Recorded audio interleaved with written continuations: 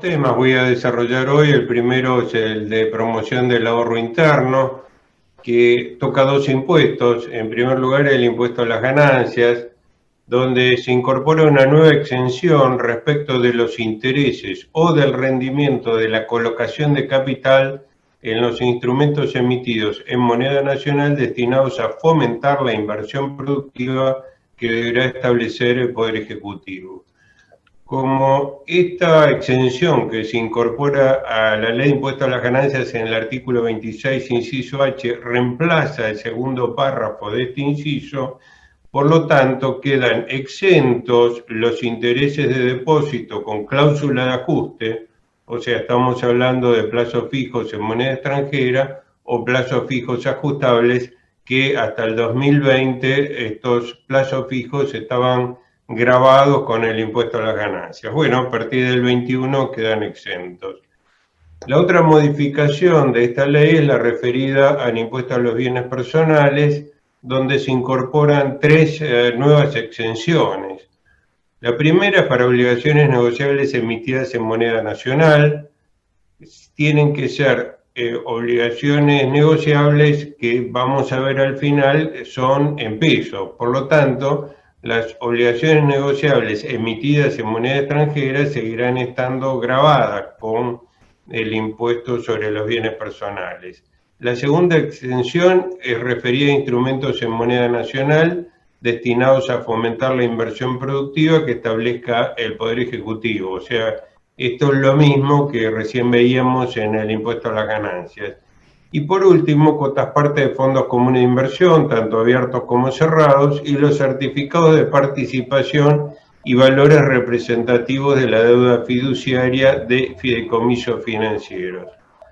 Para estas tres exenciones se requiere que el activo subyacente principal esté integrado como mínimo en un porcentaje a determinar por la reglamentación por los depósitos y bienes incluidos.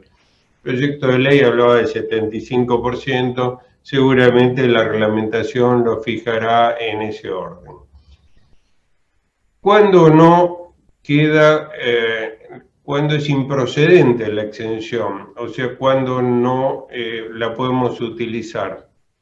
Y dice en la ley: no se tendrá por cumplido el porcentaje que dispondrá la reglamentación si se produjera una modificación en la composición de los depósitos y bienes citados que lo disminuyera por debajo de ese porcentaje durante un periodo continuo o discontinuo con mínimo de 30 días en un año calendario. Obviamente se está refiriendo a salir de los porcentajes mínimos que tienen que estar en pesos.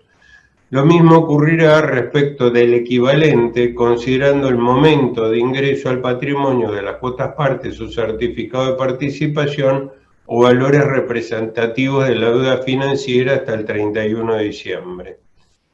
Y finalmente, la exención se mantiene si el canje de las inversiones que tienen estos fondos se mantiene dentro de los temas que le corresponde la exención. Lo que sí tenemos que señalar es que la cláusula antielusión que estaba en el proyecto afortunadamente fue eliminada, con lo cual todo ese tema complejo que se había diseñado en el proyecto de ley quedó desarticulado, afortunadamente. Sin embargo, debemos recordar que el artículo 30 del decreto reglamentario de bienes personales sigue vigente y prevé que cuando las variaciones operadas durante el año hicieran presumir un propósito de evasión, la FIP puede disponer una proporción en función del tiempo. Esto está un poco para aquellos que dicen: bueno, el 20 y pico de diciembre hago un depósito a plazo fijo o hago un depósito en caja de ahorro y después lo retiro en enero. Bueno, eso podría ser considerado por la FIP un propósito de evasión y proporcionar la exención en función del tiempo que estuvo depositado.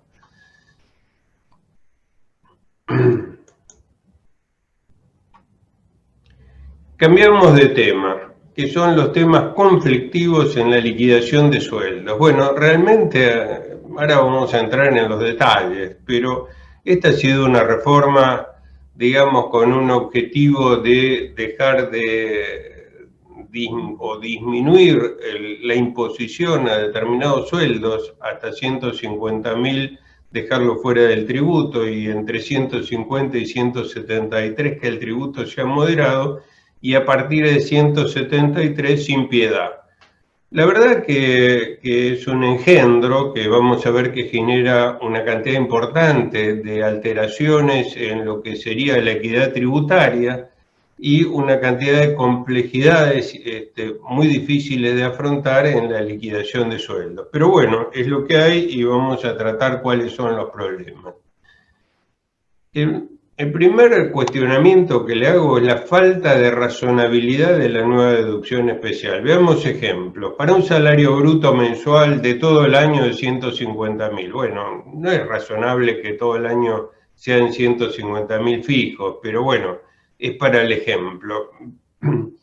¿Qué pasaba antes de esta reforma si tomábamos una persona sin cargas de familia, sin otras deducciones, y por lo tanto, por la simple aplicación de las deducciones del artículo 30, o sea, mínimo no imponible y deducción especial, le correspondía un impuesto para todo el año de 115.000 y pico? Si en lugar de ser sin carga de familia tenía cónyuge y 2 hijos a cargo, debía pagar 40.489,49. En síntesis, las 3 cargas de familia le permitían bajar su impuesto en 6.266,37 mensuales, o sea, una cifra realmente poco significativa si nosotros pensamos que las deducciones del artículo 30 debieran cubrir un sustento razonable del contribuyente y de su carga de familia. Entonces, hablar de una deducción que me significa un ahorro de impuestos para mantener a 3 cargas de familia de 6.266 es realmente ridículo. Si vamos a después de la reforma, ninguno de los dos paga impuestos, lo que representa para el soltero, sin otras deducciones, 9.640 pesos de ahorro mensual, y para el de 3 cargas de familia, 3.374, y seguimos viendo inequidades. Tomemos otro ejemplo, un salario bruto de 165.000 pesos fijos durante todo el año. Insisto, no es real, pero es para ver los números. Antes de la reforma, una persona sin carga de familia que no tuviera otras deducciones, le correspondía pagar 160.000 y pico. Si esa persona tuviera cónyuge y 2 hijos, el impuesto a pagar serían 75.000. Síntesis, las 3 cargas le permitirían bajar su impuesto en 7.101,34 mensuales. Volvemos, poco significativo, una miseria. ¿Qué pasa después de la reforma? Para el sin carga de familia que no tenga otras deducciones, insisto, de 160.000 baja a 117.000, y para el cónyuge con 2 hijos baja de 75.000 a 41.000 pesos. Me parece que todo esto demuestra la irrazonabilidad del sistema. Y como vamos, seguramente ustedes ya tuvieron el problema, el desarrollo del software para liquidar las remuneraciones variables que están entre 150 y 173.000 es realmente complejo, y los resultados que arrojan las comparaciones de las diferentes categorías no son razonables ni justos. ¿Qué pasa con las remuneraciones de más de un empleador o sueldos más jubilación o pensión, lo que técnicamente podemos llamar pluriempleo? En mi interpretación es que a todos los efectos, o sea, para computar la exención del aguinaldo, para computar la deducción especial para 150.000 o hasta 173.000, para el tope de los 300.000, en todos los casos deben sumarse todas las remuneraciones brutas de todos los orígenes. recordemos que el empleado que tiene pluriempleo o que tiene jubilación y pensión está obligado a informar al empleador de mayor ingreso y este debe practicar las retenciones sobre las remuneraciones acumuladas. Uno de los temas que llama la atención, porque en el impuesto anual todo funciona armoniosamente, digamos, y en la liquidación final se compensa lo que puede haber pasado durante el año.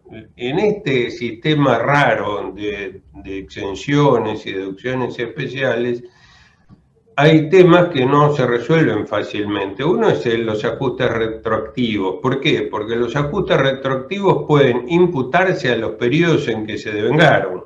Esto lo tiene la ley, es un viejo tema.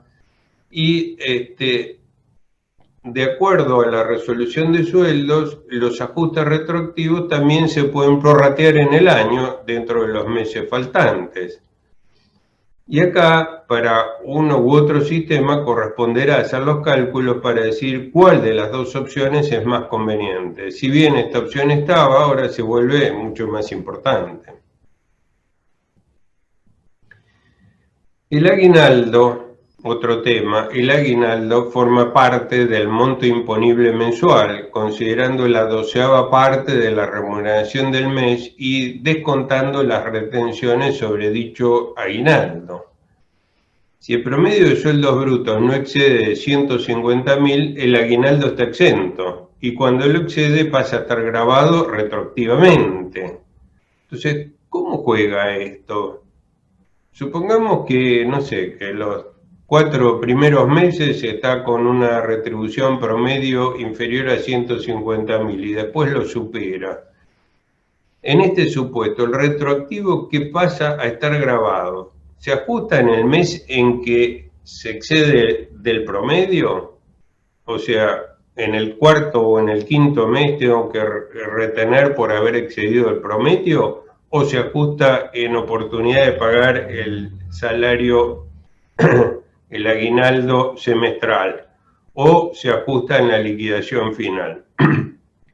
Bueno, esto no está previsto ni en la ley ni en la reglamentación, pero sí en las preguntas que responde la AFIP, que acá la tengo marcada, la pregunta: ¿en qué consiste la exención sobre el sueldo anual complementario, o sea, el aguinaldo? Contesta la AFIP: es una exención sobre el aguinaldo con efecto exclusivo para los sujetos cuya remuneración y o haber bruto no supere la suma equivalente a 150.000 pesos mensuales. Hasta ahí la ley. El monto de la remuneración y haber bruto a considerar para determinar la procedencia de la exención de este concepto resultará del promedio de la remuneración y haber bruto mensual del periodo fiscal anual. Obvio, se ajusta a la ley. Y acá viene lo interesante de la respuesta de la AFIP. Dice: al momento de realizar la liquidación anual o final corresponderá ajustar el tratamiento de exento o gravado, aplicado al momento del pago de cada cuota del aguinaldo, en caso de que hubiera sido distinto al que resulte del referido promedio. Si yo no entiendo mal de la lectura de este párrafo, estaría interpretando la AFIP que si el sueldo promedio del primer semestre no supera los 150.000, ese primer medio aguinaldo queda exento. Y recién va a quedar grabado por superar los 150.000 la segunda mitad del aguinaldo. Bueno, no era lo que yo interpretaba de la ley, pero es lo que interpreta la AFIP, y como es en favor del contribuyente, si mi lectura está bien realizada, esto es lo que conviene hacer. Otro tema es el 22% de zona patagónica, que es una introducción que se hizo a la ley de impuestos a las ganancias para las deducciones del artículo 30, teniendo en cuenta que las remuneraciones de la zona patagónica por el clima y por algunas circunstancias suele ser mayor que la de las zonas fuera de la Patagonia, con lo cual esa es, digamos, la compensación desde el punto de vista tributario del mayor costo de vida. Ahora, en esta reforma no se tuvo en cuenta esos parámetros, o sea, no se ajusta el aguinaldo de 150.000, no se ajusta los sueldos hasta 150.000 o los que van de 150 a 173. Sí, se incrementan las deducciones del artículo 30, mínimo no imponible, carga de familia, y la deducción de cuarta, pero no la deducción especial, porque la deducción especial se calcula en función de los sueldos.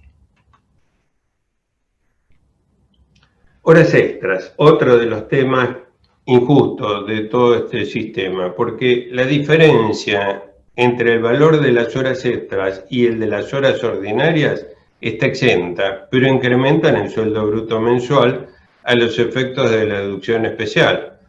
O sea, si estamos en remuneraciones brutas entre 150 y 173, estas horas extras, que en principio la diferencia me generaría una exención, podrían quedar gravadas por una menor deducción especial. Entonces, ¿qué pasa? Las deducciones en remuneraciones de hasta 150.000 no interesa si tiene carga de familia, si tiene gastos médicos, no interesan las deducciones, esto es indiferente.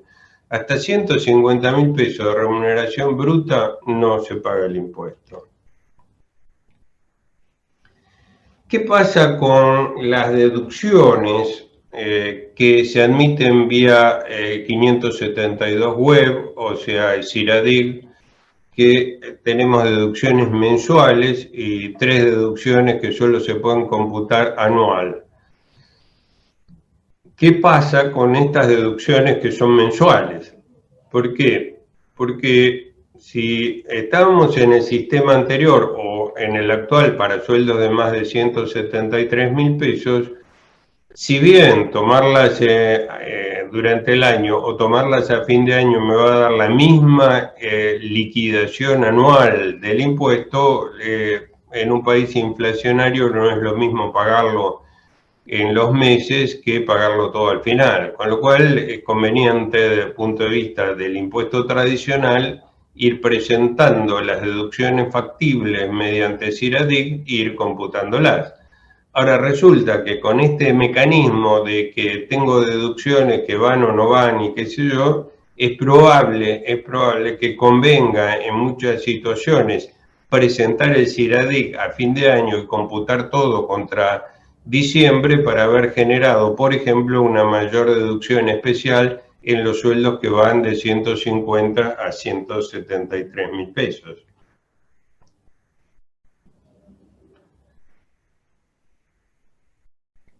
Y también tenemos que tener en cuenta este mismo aspecto cuando hay una desvinculación laboral, sobre todo si esa desvinculación laboral implica que va a ir a esta persona a ser empleado en otra empresa. ¿Qué le conviene?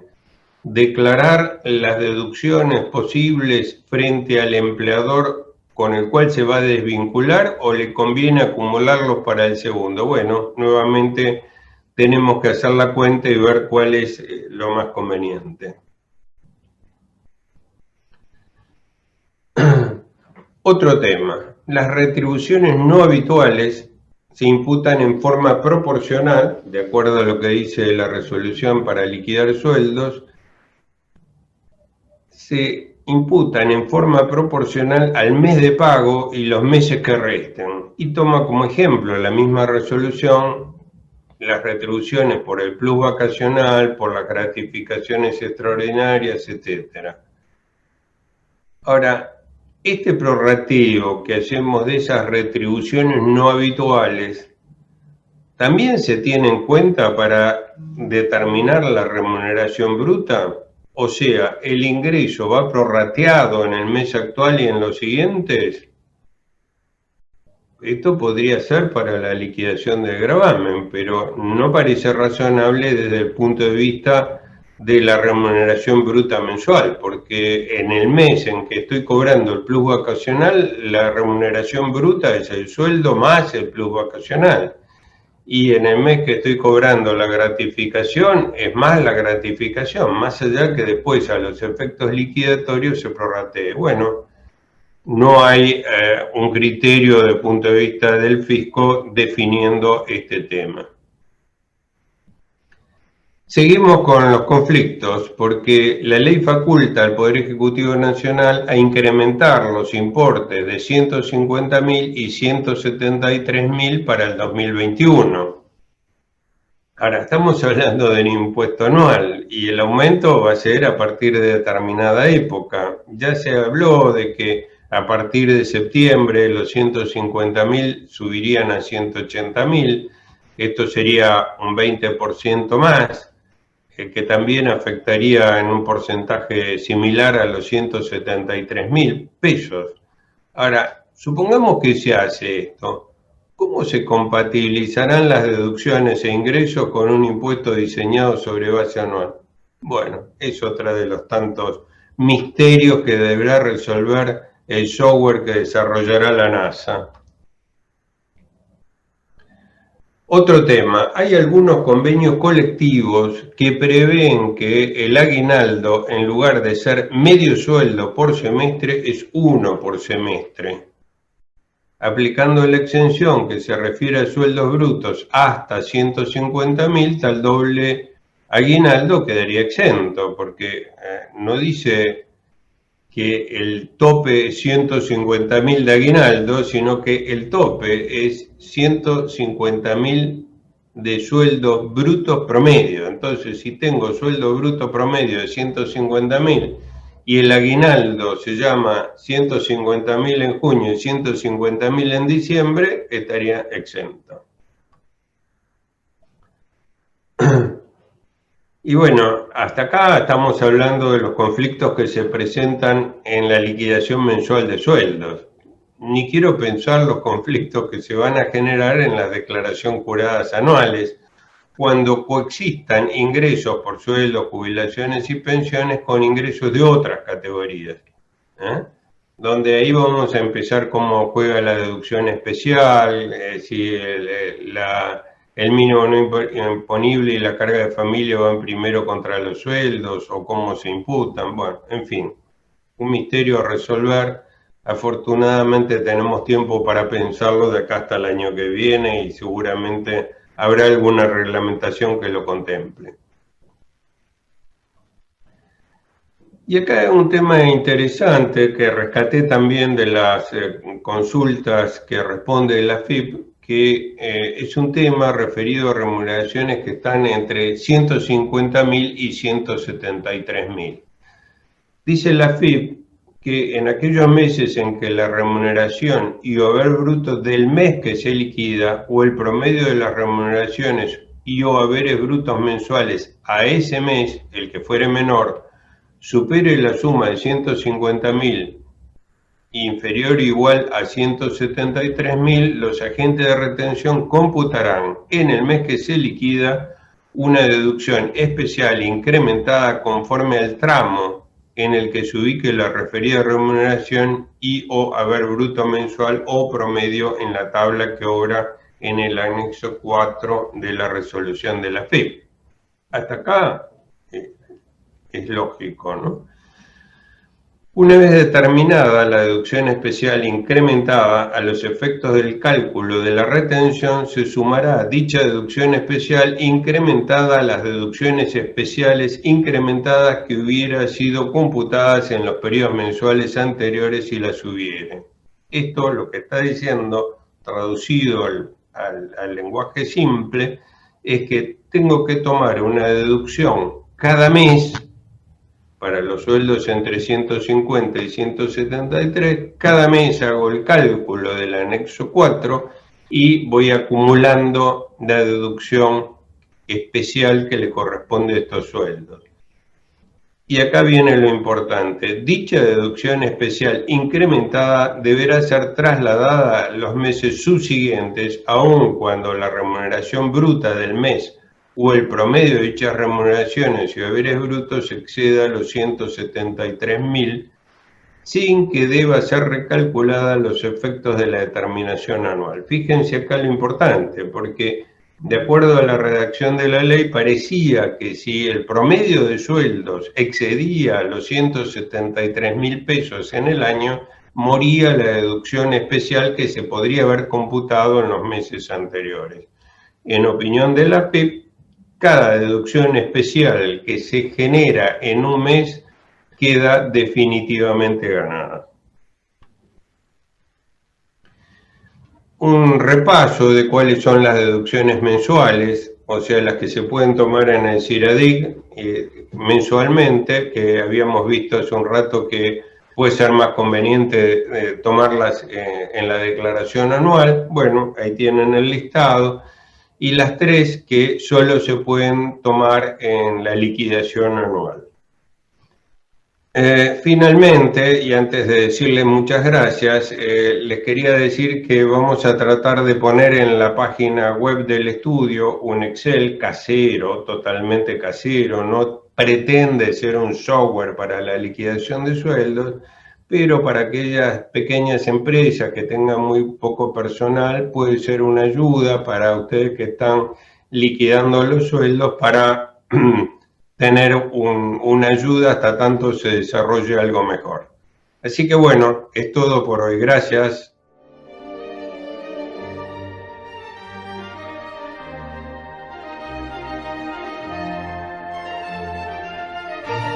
Bueno, tengo algunas preguntas, pero primero quería hacer una aclaración previa que durante mi exposición les dije que está puesto en nuestra página web un Excel que no pretende ser un software para liquidar sueldos, sino un Excel, digamos, para ayudarlos provisoriamente hasta tanto salgan software más confiables, como para ver cómo se impacta en todas estas nuevas medidas en sueldos que van entre los 150 y los 173.000 pesos.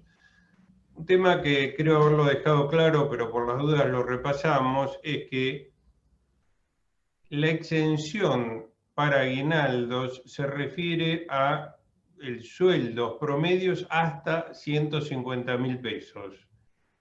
Sueldos promedios brutos hasta 150.000 pesos. Quiere decir que el aguinaldo puede ser superior a 150.000 pesos igual queda exento. ¿Por qué?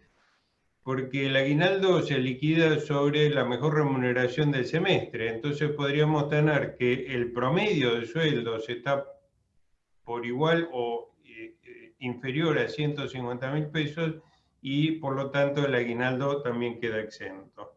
Y paso concretamente a las preguntas. Empleado que ingresa en julio del 2021 con una remuneración bruta de 200.000 pesos. A los efectos del promedio de la remuneración mensual, ¿el denominador arranca en julio del 2021 o desde enero del 2021 para un empleado que ingresó en julio? Bueno, son de las tantas cosas que hacen que el sistema este sea altamente criticado. Yo creo que la remuneración para un empleado que recién empieza a ser empleado en julio arranca desde enero. Por supuesto que habrá que tener en cuenta si tuvo un empleo anterior, sumar las remuneraciones anteriores para establecer el promedio. Pero para la pregunta en ciernes, entiendo que hay que tomar todos los meses. Pregunta Mabel Muguerza, ¿a qué se refiere con el conflicto que puede plantearse respecto a la deducción cuando el sujeto perciba sueldos y jubilación? Bueno, no le veo realmente un conflicto, sino simplemente tener que sumar todas las remuneraciones. Porque si nosotros tomamos la redacción de la exención para el aguinaldo, dice cuya remuneración o haber bruto no supera. En realidad la redacción debiera ser cuya remuneración o remuneraciones, singular y plural para abarcar todas las hipótesis, pero como se remite finalmente al último párrafo del artículo 30, entiendo que quedan claramente en el pluriempleo sumadas todas las remuneraciones, incluso los efectos de computar la exención del aguinaldo. También, por último, una pregunta de Jaime Flecker referido a la retención de cuarta categoría, cómo se considera el aguinaldo cuando en vez de pagarlo en 2 cuotas semestrales se liquida mes por mes. Bueno, no es un asunto habitual, pero para aquellas empresas que hayan optado por liquidarlo mensualmente, se va a aplicar la misma regla. En la medida que el promedio de sueldos brutos del primer semestre no excede de 150.000 pesos, el aguinaldo que se haya ido pagando mes a mes va a quedar exento, y lo mismo va a pasar en el segundo semestre. Yo no aplicaría la exención de aplicar este criterio mensualmente, lo acumularía por semestre calendario. Bueno, eso es todo. Gracias.